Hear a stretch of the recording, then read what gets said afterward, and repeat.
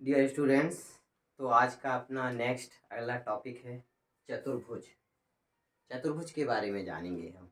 ठीक है, तो वह समतल आकृति जो चार रेखाखंडों से घिरी हो या बनी हो इस तरीके से। ये रेखाखंड है ए बी। ए बी एक रेखाखंड, बी सी दूसरा रेखाखंड, सी डी दूसरा और ए डी दूसरा। मतलब कुल मिला के चार रेखाखंड हो गए, A B, B C, C D और ए डी। रेखाखंड, सबसे पहले तो हम ये समझ लें रेखाखंड और रेखा में क्या अंतर है। ठीक है, रेखा देखे होंगे इस तरीके से तीर का निशान लगा रहता है, इसका मतलब ये बढ़ती चली जाएगी आगे इस तरफ। अब देखो एक तरफ लगा हुआ है मतलब इसी तरफ बस जाएगी, दोनों तरफ लगा रहा है ये तीर का निशान, इसका मतलब इसको अपन इस तरफ भी बढ़ा सकते हैं और इस तरफ भी चाहे जितना बढ़ा सकते हैं। ये कहलाती है रेखा, एक तरफ जा रही है दोनों तरफ जा रही है। रेखाखंड, रेखाखंड निश्चित होंगे। ये ए बी 5 सेंटीमीटर मतलब 5 सेंटीमीटर, इसको हम नहीं बढ़ा सकते। 10 सेंटीमीटर मतलब 10 सेंटीमीटर, इसको हम नहीं बढ़ा सकते। तो यहाँ पर ये जो लिए गए हैं ये रेखाखंड है। ठीक है, तो चार रेखाखंडों से घिरी आकृति, चार रेखाखंड है ना, A B, B C, C D और ए डी। चार रेखाखंडों से घिरी आकृति जो होती है समतलीय आकृति, इसे हम चतुर्भुज कहते हैं। ठीक है, इस चतुर्भुज में चार भुजाएं होती हैं। कितनी भुजाएं होती हैं सभी को मालूम है, नॉर्मल सी चीज है। चार भुजाएं कौन कौन सी हैं? A B, B C, C D और डी ए या ए डी। इस तरीके से इसकी जो भुजाएं हैं, कितनी भुजाएं होती हैं इसमें? चार भुजाएं होती हैं। चार कोण होते हैं चतुर्भुज में, चार कोण होते हैं। कौन कौन सी? कोण ए, कोण बी, कोण सी, ये ए बी सी डी, कोण सी और कोण बी। चार कोण होते हैं। ठीक है, शीर्ष, ये चार शीर्ष हो गए इसके, ए बी सी डी, चार शीर्ष हो गए। और सबसे इंपॉर्टेंट, चतुर्भुज के चारों कोणों का योग angle A plus angle B plus angle C plus angle D कितना होता है? 360 डिग्री होता है। त्रिभुज में पढ़ा है हमने, त्रिभुज के तीनों कोणों का योग 180 अंश होता है। तीन रेखाखंडों से, तीन भुजाओं से घिरी आकृति। चतुर्भुज चार भुजाओं से, चार रेखाखंडों से। और त्रिभुज में तीनों कोणों का योग 180 अंश, चतुर्भुज में चारों कोणों का योग कितना होता है? 360 अंश। तो अब हम ये पढ़ेंगे चतुर्भुज कौन कौन से होते हैं। ये तो नॉर्मल सी चीज हो गई चतुर्भुज के बारे में। ठीक है, अब कौन कौन से चतुर्भुज होते हैं वो देखें हम। सबसे पहले हम देखते हैं आयत। सुना होगा आप लोगों ने आयत के बारे में। आयत,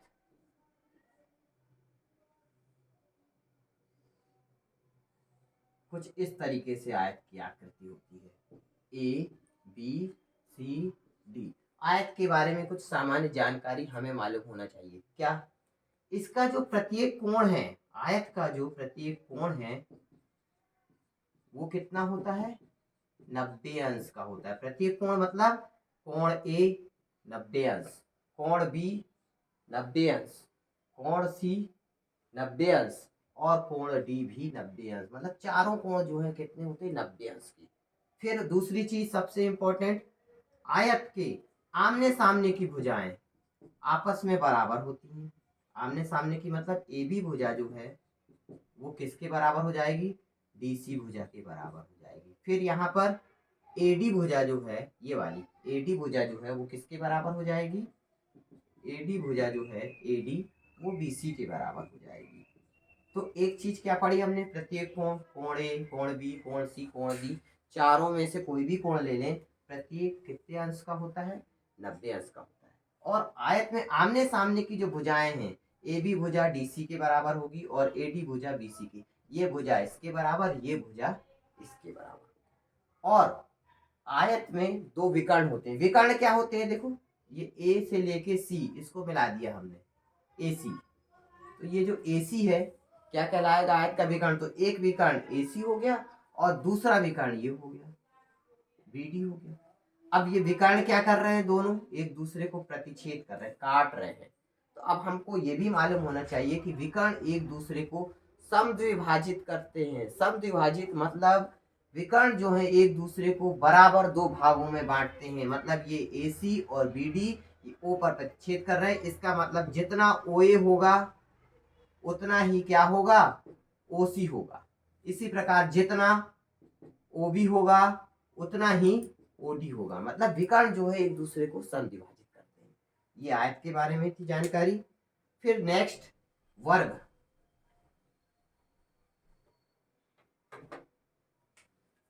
क्या देखेंगे हम, वर्ग के बारे में। ठीक है, अब चूंकि ये हम चतुर्भुज के बारे में पढ़ रहे हैं तो चार भुजाएं तो सब में आएंगी आएंगी। वर्ग इस तरीके से होता है, वर्ग की चारों भुजाएं आपस में बराबर होती हैं। ये ABCD चारों भुजाएं, AB बराबर BC बराबर CD और बराबर AD, चारों भुजाएं बराबर होती हैं। इसके प्रत्येक कोण वर्ग में भी, आयत में भी 90 अंश का होता है और वर्ग में भी प्रत्येक कोण 90 अंश का होता है। एंगल A बराबर एंगल B बराबर एंगल C बराबर एंगल D, चारों बराबर होते हैं। और किसके बराबर होते हैं, चारों 90 अंश के बराबर होते हैं। ठीक है, फिर और क्या देखते हैं हम, इसके विकर्ण। इसमें भी कितने होते हैं, दो विकर्ण होते हैं, वही शर्त आयत वाली। ठीक है, दो विकर्ण होते हैं और दोनों एक दूसरे को क्या करते हैं, समद्विभाजित करते हैं। और समद्विभाजित के साथ साथ 90 अंश पर काटते हैं। इस कोण को अगर हम क्या करें, नाप लें, ये कितना आ जाएगा, ये 90 अंश। ठीक है, तो ये हो गई वर्ग के बारे में सामान्य जानकारी। फिर देखते हैं हम समचतुर्भुज। क्या देखते हैं, समचतुर्भुज। वो भी एक चतुर्भुज है, नाम से स्पष्ट है। सम मतलब जिसकी भुजाएं कैसी हो, बराबर हो, समान हो। सम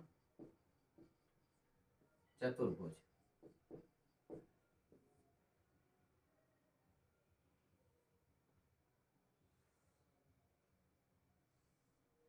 कुछ इस तरीके से रहेगा, लेकिन इसकी भी चारों भुजाएं क्या होंगी, बराबर होंगी।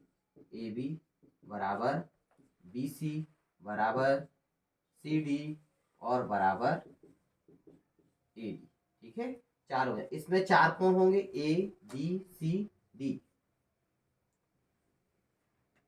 अब ये कितने अंश के होंगे, ये 90 अंश के नहीं होंगे।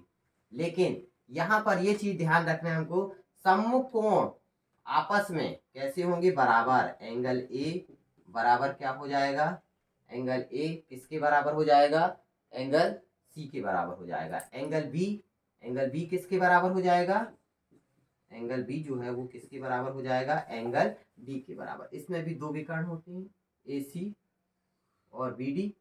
और इसमें भी ये जो विकर्ण है कहाँ पर काटेंगे, 90 अंश पर। कहाँ काटेंगे, ये 90 अंश पर काटेंगे।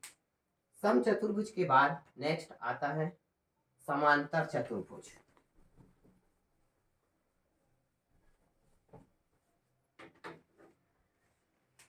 समांतर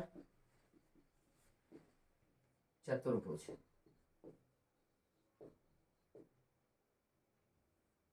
आयत होता है, उसको थोड़ा सा टेढ़ा कर दे हम, है ना, तो ये क्या बन जाता है, समांतर चतुर्भुज। इसमें जो है, जो आयत में होती है ना आमने सामने की भुजाएं बराबर, तो समांतर चतुर्भुज में भी आमने सामने की भुजाएं बराबर होती हैं। AB बराबर DC और AD बराबर BC।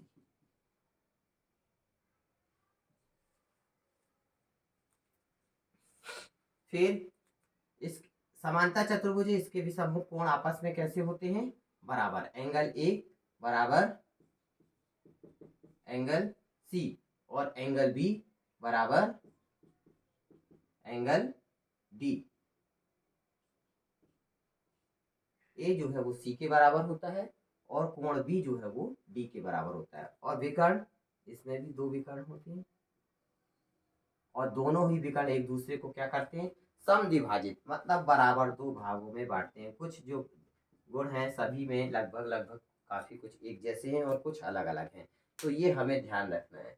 इसी में एक और आता है समलंब चतुर्भुज। क्या आता है? समलंब चतुर्भुज। ऐसा चतुर्भुज जिसकी दो भुजाएं समांतर हों और दो असमांतर हो। समांतर मतलब जो कि ना काटे एक दूसरे को, एक भुजा दो भुजा, ये समांतर है। इनको हम चाहे जितना बढ़ा दें आगे तक, ये प्रतिच्छेद नहीं करेंगी। और बाकी दो भुजा असमांतर कर सकती है प्रतिच्छेद। इसको मिला दें हम, ये ए बी सी डी। तो इसमें जो दो भुजाएं हैं, ए बी जो है, ए बी भुजा जो है वो डी सी के कैसी है? समांतर है। ये ध्यान रखना है। तो ये कौन सा चतुर्भुज हो गया? समलंब चतुर्भुज। इसी में आता है एक और चक्री चतुर्भुज। चक्री चतुर्भुज क्या होता है?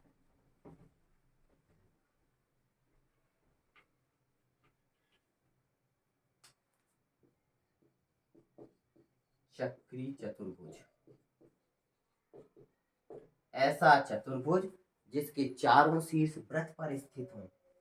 अब यहाँ पर देखो वृत्त भी आ गया, ठीक है ना? ये ये ए बी सी डी। चक्री चतुर्भुज जिसका क्या होता है? चारों शीर्ष ये जो दिख रहे हैं ना, कहाँ पर स्थित हो? ये एक वृत्त पर स्थित हो। चाहे जैसे बना सकते हैं हम ना, ऐसे भी बना सकते हैं। ए बी सी और ये बना लिया डी। इस तरीके से भी हम बना सकते हैं। तो ये हो गया चक्री चतुर्भुज। अच्छा, चक्री चतुर्भुज में एक चीज और ध्यान रखना है हमको। चक्री चतुर्भुज के सम्मुख कोणों का योग 180 अंश होता है। Angle A plus angle C बराबर 180 अंश। Angle B plus angle D बराबर 180 अंश। चक्री चतुर्भुज के सम्मुख कोणों का योग कोण ए प्लस कोण सी बराबर 180 अंश। ये भी पूछा जा सकता है, इस पर डिपेंड सवाल भी दिए जा सकते हैं।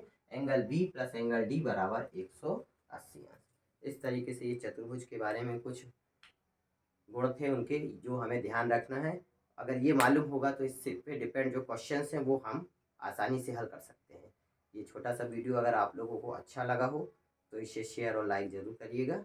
फिर मिलते हैं हम नेक्स्ट वीडियो में।